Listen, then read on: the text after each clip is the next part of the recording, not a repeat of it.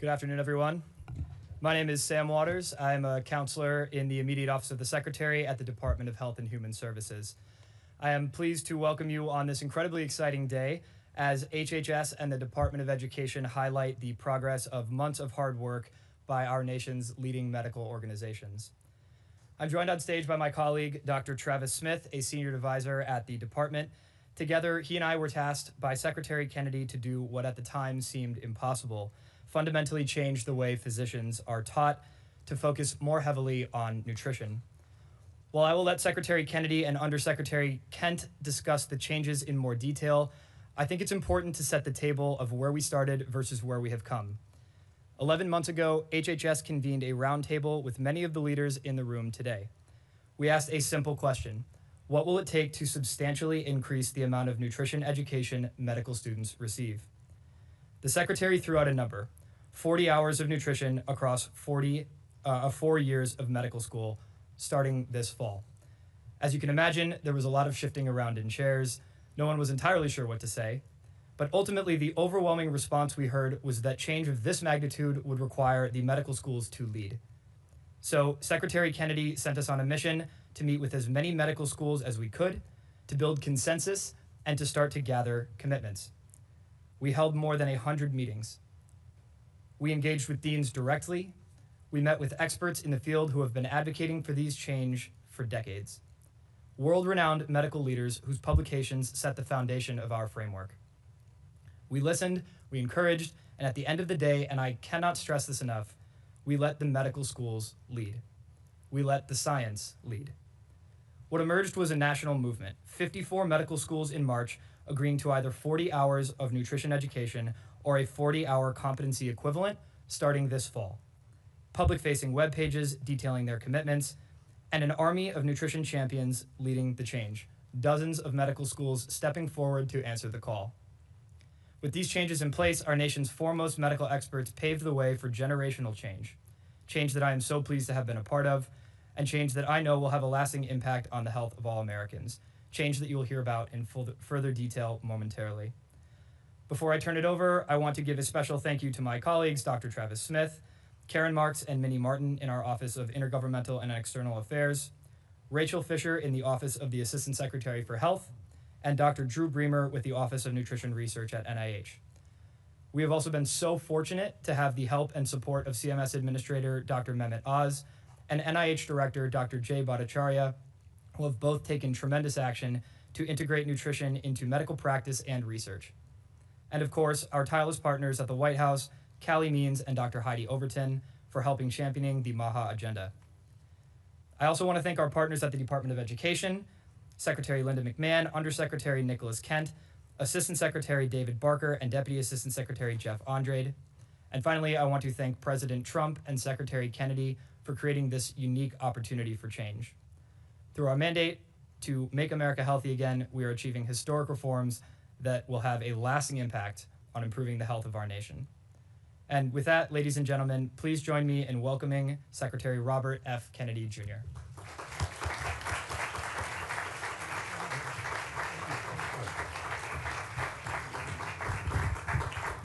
Hey, everybody. Thank you for being here, and special thanks to Sam Waters and Dr. Travis Brown for their leadership and all the hard work that they put into making this happen today. They put nutrition at the forefront of medical education, and it's all part of our effort to put good food at the center of the American plate. I also want to thank Congressman Aaron Bean, who's here for his leadership on this issue and many, many other MAHA issues. Congressman Bean told me that he's changed his diet as a result of his involvement in MAHA, and that he actually cut himself. He showed me his finger making a salad for his lunch. So even real food can be dangerous. Today, HHS and the Department of Education are announcing several major reforms that will help reshape the future of American medicine. First, 9 of the nation's leading medical accreditors, certifying boards, testing organizations, and educational institutions are taking concrete action to put nutrition back where it belongs, at the center of medical education. The 9 organizations we're highlighting today are the Accreditation Council for Continuing Medical Education, the Accreditation Council for Graduate Medical Education, the American Association of Colleges of Osteopathic Medicine, the Association of American Medical Colleges, the American Board of Medical Specialties, the Commission on Osteopathic College Accreditation, the Liaison Committee on Medical Education, the National Board of Medical Examiners, and the National Board of Osteopathic Medical Examiners. Over the last 10 months, these organizations have done the hard work of reform. They reviewed standards, revised requirements, built consensus, and committed themselves to measurable change. Together, they are changing how America trains its doctors. Some of the most significant reforms came from the National Board of Medical Examiners and the National Board of Osteopathic Medical Examiners. The first time nutrition science will have a meaningful presence across all 3 steps of the United States medical licensing examination. Approximately 15% of content across the examination sequence will assess nutrition and the clinical application using evidence-based standards. The National Board of Osteopathic Medical Examiners has made a similar strong and impactful commitment on its testing of osteopathic students. That means nutrition will no longer sit at the margins of medical education. It will shape what students learn, what physicians master, what licensing boards assess, and ultimately how patients receive care. Education drives practice, practice drives outcomes, and outcomes determine the health of a nation. That's why today's commitments represent one of the most important course corrections in modern American medicine. Our next big announcement is of equal importance. 19 additional medical schools have signed the Trump administration's nutrition education pledge, committing to provide at least 40 hours of nutrition education or an equivalent for every future physician they train starting this autumn. On these commitments, 73 medical schools across the country have now joined the pledge. That's not a symbolic achievement, it is a structural change. The first 54 schools joined after months of engagement and planning by Dr. Travis Smith and Sam Waters and others. The 19 schools joining us today came forward on their own. They saw the urgency of the nation's disease burden, they saw the leadership of their peers, and they chose to act. I commend them for their leadership, but we're not stopping there. To accelerate this work, HHS just launched a $2.1 million NIH challenge to identify, reward, and to scale the most effective approaches for integrating nutrition into medical and nursing school education. Whether these solutions come through courses or workshops, teaching kitchens, coaching programs, seminar series, or entirely new models, we will find them, we'll support them, and we'll share them with everyone else. NIH will also make winning curricula publicly available so that institutions across the country can adopt what works. This is the first phase of a $5 million initiative led by Director of NIH, Jay Bhattacharya, and the Director of Office Nutrition, of the Office of Nutrition Research, Dr. Drew Bremer. To understand why these announcements matter, consider the scale of the problem we face. Today, 90% of healthcare spending goes toward treating chronic disease. We calculated recently that if you include the VA and the Pentagon and the Social Security Office and my agency, we spend today about 48 cents out of every federal dollar that Americans pay in taxes now goes to healthcare, and 90% of that goes to chronic disease, most of which are linked to our food. More than 70% of American adults are overweight or obese. 1/3 of teenagers have diabetes or prediabetes, 38%. And this is not only a public health challenge, it's a national security issue. About 77% of American children can now no longer qualify for military service. That's something that should get everybody's attention. These numbers make one thing clear: we cannot solve the chronic disease burden without addressing nutrition. And that's why the commitment announced today are so important. Together, these three announcements send a clear message. Nutrition is returning to the center of the American medicine. That should not be a revolutionary idea. Yet the lack of nutrition training in medical schools is a decade-old problem, first identified by the American Medical Association in the 1960s when my uncle was president. Successive administrations have recognized and acknowledged that problem. The Trump administration finally did something about it. President Trump directed us to change course. Under his Make America Healthy Again agenda, we're putting nutrition education at the forefront of medicine and prevention at the forefront of healthcare. We're training future physicians to address the root causes of diseases, not simply manage their consequences. And we're building a medical system that gives doctors better tools, patients better information, and families a better chance to live long and healthy lives. I want to thank the leaders of the 9 accrediting, certifying, testing, and educational organizations representing here today. They chose action over complacency and reform over inertia. I also want to thank the 73 medical schools that have joined the Nutrition Education Pledge. By strengthening nutrition education to the next generation of physicians, you are helping to improve the healthcare of future generations.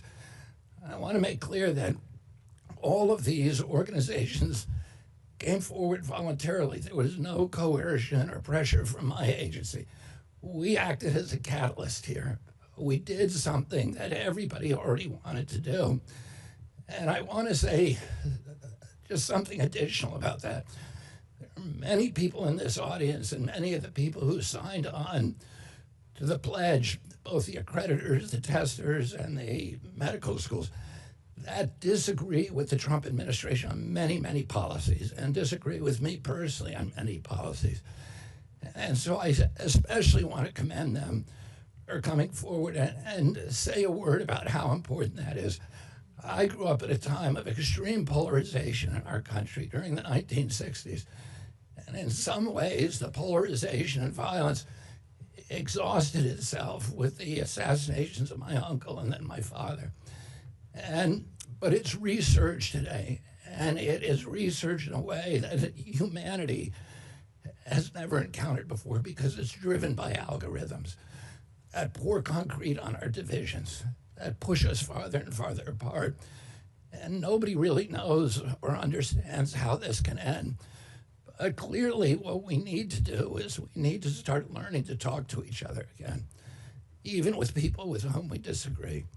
And we need to be able to come together on issues on which we can find common ground. We can disagree with other people on 90% of the issues. But if there's a place that we can agree, we have an obligation to come forward and do that. I had an example when I was a kid of how of the way that works. My uncle Ted Kennedy, who was one of the farthest left members of the United States Senate, would come home on weekends with people like Orrin Hatch, like every weekend. People who disagreed with him on every issue, but nevertheless they were friends and they enjoyed each other's company. And they took time to spend with each other so that they could find common ground on issues. And as a result of my uncle's friendships with all these people who disagreed with him, he now has more legislation under his name and more bills passed that he initiated than any other senator in the United States history.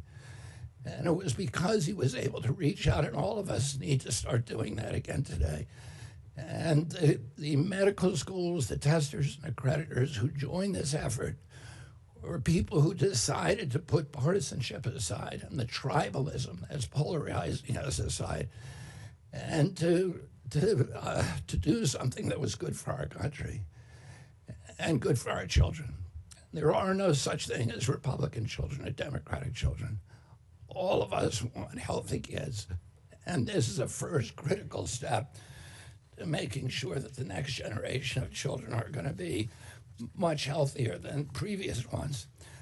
I'm confident that years from now, we'll look back at this moment as a turning point in how we educate doctors, how we practice medicine, how we confront chronic disease in this country, and also maybe also a precedent for getting along with people and finding common ground on issues on which we otherwise disagree.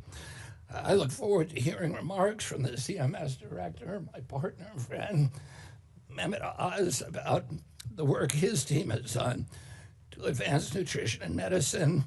Unfortunately, Secretary McMahon was not able to join us today, but I'm pleased to introduce Nicholas Kent, Undersecretary of Education and Acting Deputy Secretary of Education. Nicholas, good to see you. The podium is yours.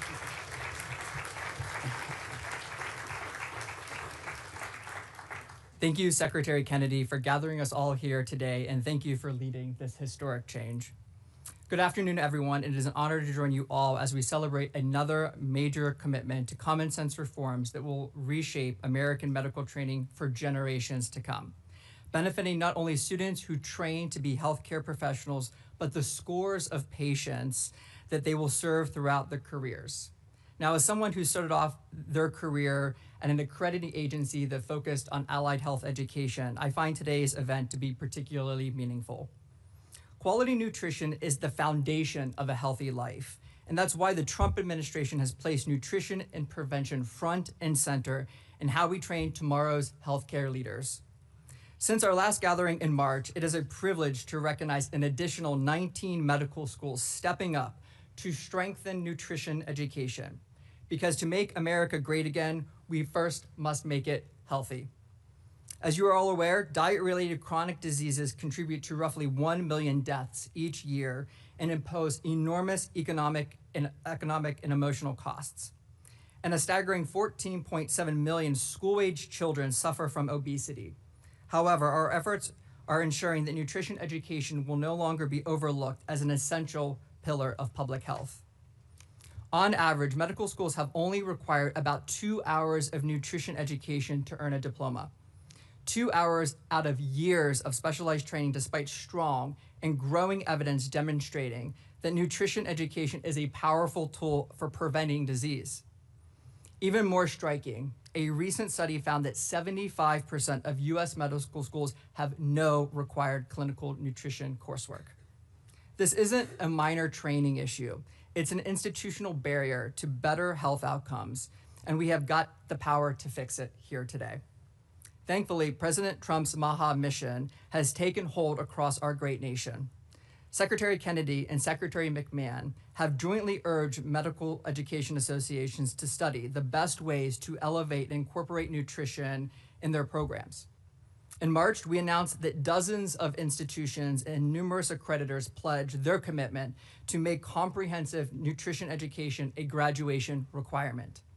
Today, we build on that announcement by sharing that an additional 19 schools have recognized this growing need and joined the movement to incorporate a full 40 hours or competency equivalent of education starting this fall. At the Department of Education, we respect the independence of medical schools and accrediting bodies, but we will never mandate curriculum.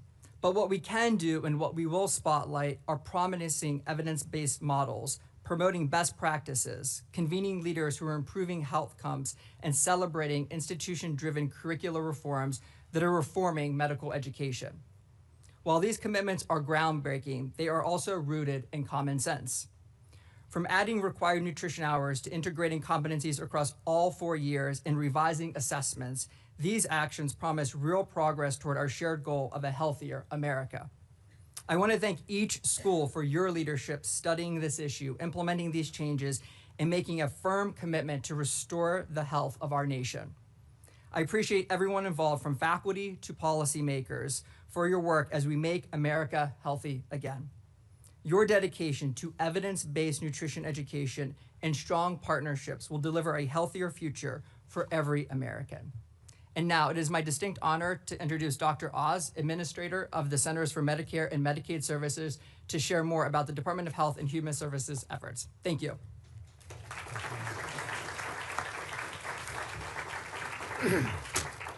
Many years ago, when I was in medical school, having grown up in a family where nutrition wasn't at the forefront of our mindset, but recognizing fairly early on when I met my wife that there were families who clearly seemed healthy because they were eating well, I decided to look for nutrition classes.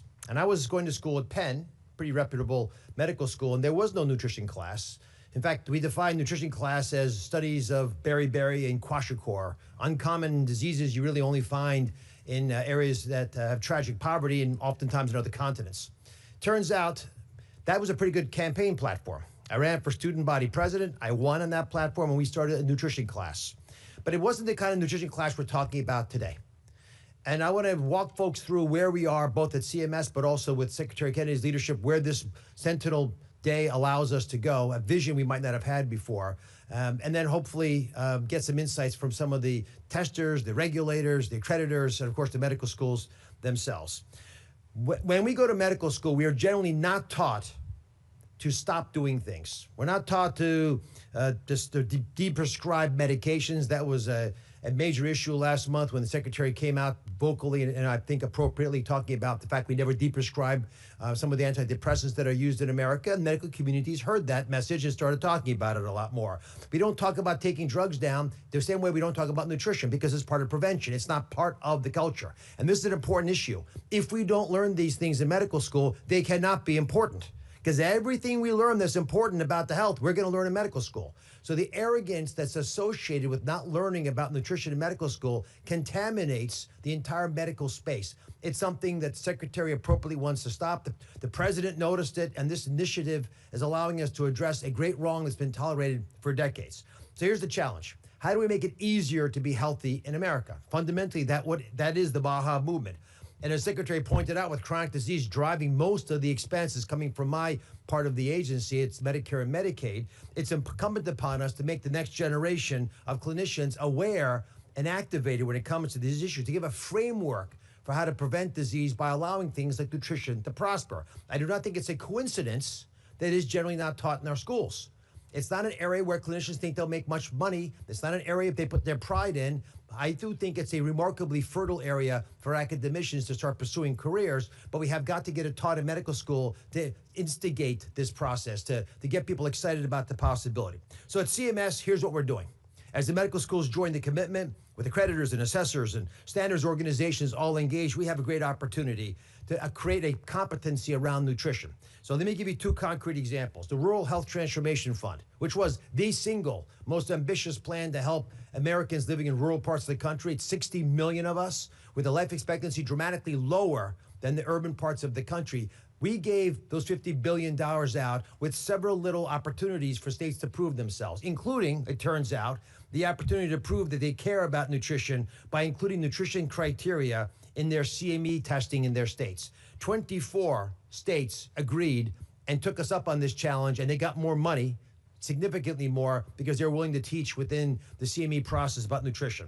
We've had medical schools started with this dual transformation funding money that are proposed. We've got whole different ways of talking about nutrition in states that historically have not been thinking a lot about nutrition, or at least it would seem so. But when their governors got wind of this opportunity to make a difference for their people, they took advantage of it. Second biggest area of focus is the hospital food themselves. Now, it is a pejorative, I think many of you would agree, to talk about the food. If you go to a friend's house and say, that tastes like hospital food. Right? It's not a step up generally from what you might have expected at a fast food restaurant. And it turns out that there are opportunities for hospitals to experiment and to improve the quality of food. One great example by my friend and Secretary Kennedy's friend, Jeff Zakarian, a world-class chef who revitalized the Tampa General food supply and was able to deliver bespoke, high-quality, real whole meals, food coming out of the ground that it looks like when you pick it as when you consume it. And he's able to do that without costing the hospital significantly more money. It was less than 5% increase in budget. Why? Because it turns out about a quarter of the traditional hospital food gets thrown away because nobody would eat it.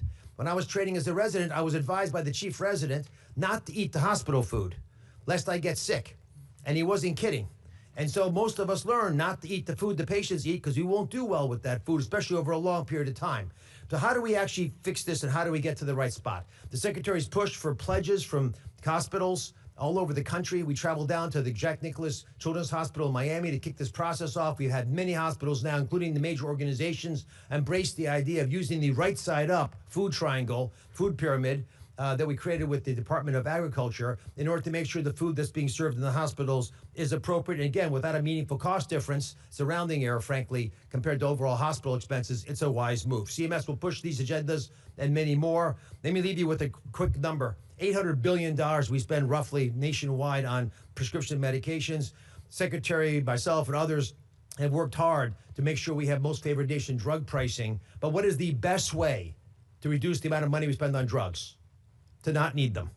You cannot sprinkle a Lipitor on a kielbasa and expect to save money, right? The right way to do it is to get folks to cut down on the kielbasas and other processed meats and a bunch of other things that are now mentioned appropriately in the food pyramid. I think we have been able to train physicians in a way that's very different than the way I was trained. And I'll leave you with one phrase: culinary nutrition. Because that is what actually is being discussed in medical schools. And by that, I mean, when you know lycopene is good for you, and you know tomatoes have lycopene in them, you don't chew into a tomato. Because you cannot release the lycopene from the tomato unless you skin it, boil it, skin it, and then mix it with some fat, olive oil. That's called pasta sauce. And that's why it works, culinary nutrition. So let me turn it over to the academic mind and the group who's going to speak a bit for the medical schools and some of the accrediting bodies.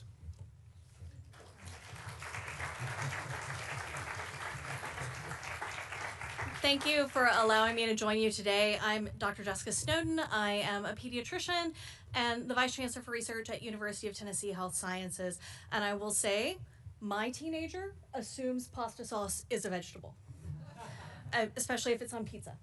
So thank you, all of you, for my fellow panelists, for inviting me to join this conversation today. As a pediatrician and a scientist and an academic health leader, I'm pleased to represent the University of Tennessee and my colleagues across the country who recognize this as an important conversation. One of the most remarkable aspects of this initiative for me really is that it recognizes something we all see every day in our clinical work and in our communities. Nutrition is not a side issue in healthcare. It's fundamental to many of the things that we need to have a healthy lifespan.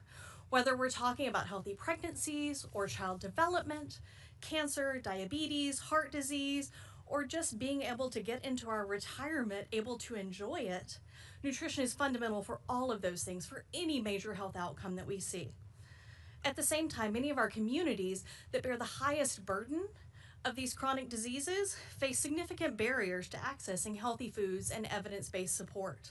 It's our job as the people who train our healthcare providers to make sure we can bridge that gap. That reality is especially true in rural communities like the one I grew up in. Many of these communities feed America, and yet they don't have access to the kinds of healthy foods, preventative services, and healthcare that they need to make sure they're as healthy as they're providing all of us to be. At UT Health Sciences, we've got tremendous enthusiasm among our learners for our current nutrition and educational offerings and culinary medicine programs. Our trainees recognize that helping patients improve their health requires more than just prescribing a medicine. It requires understanding how people live, eat, shop, cook, and care for their families where they are in the communities that they live in. Our programs integrate nutrition science, culinary medicine, and lifestyle interventions among the most those are among the most educationally engaging experiences we offer. And I'm very excited because our champion agreed to let me help teach in 2027. Our learners want more opportunities to develop those skills in culinary medicine, whether it's in our elective or in our many student interest groups across all levels of training and across all of my colleges, because we recognize the importance of food as medicine for our patients. We're looking forward to partnering with other groups through this initiative to learn new things. What have other people done that help us move this forward? In particular for us, through the Tennessee Rural Healthcare Center of Excellence, we're already working alongside state government, health systems, community organizations, local leaders, and our agricultural extension partners across the state to identify practical solutions that improve health where people live. If I give you a solution that works in urban DC, it's not necessarily going to work in small town Tennessee, and we need to acknowledge that and help people bridge those gaps. In particular, for us, our University of Tennessee Institute of Agriculture actually engages thousands of Tennesseans across the state in healthy lifestyle and nutrition initiatives in all 95 of our counties where we can meet people where they are.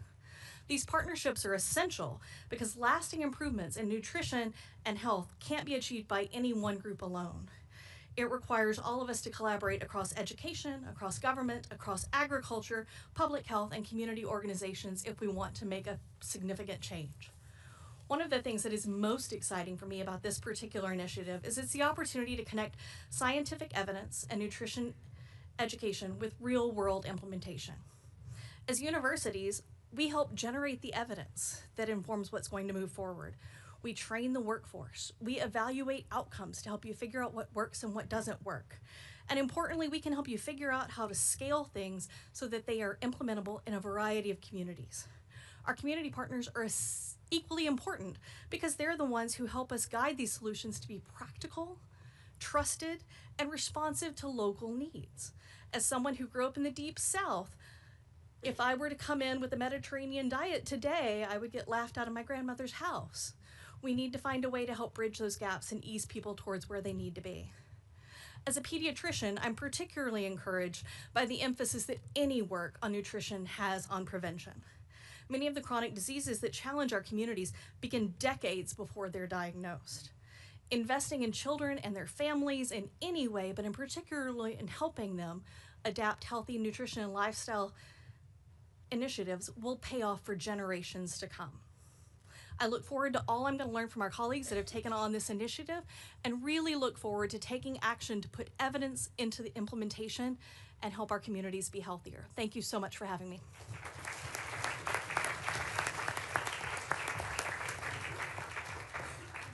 Okay, thank you to our incredible speakers. We're now going to begin our Q&A. We have our ladies here with the mics. We ask that you state your first and last name and outlet, and also please focus your questions on today's announcement. I'll start with Arthur.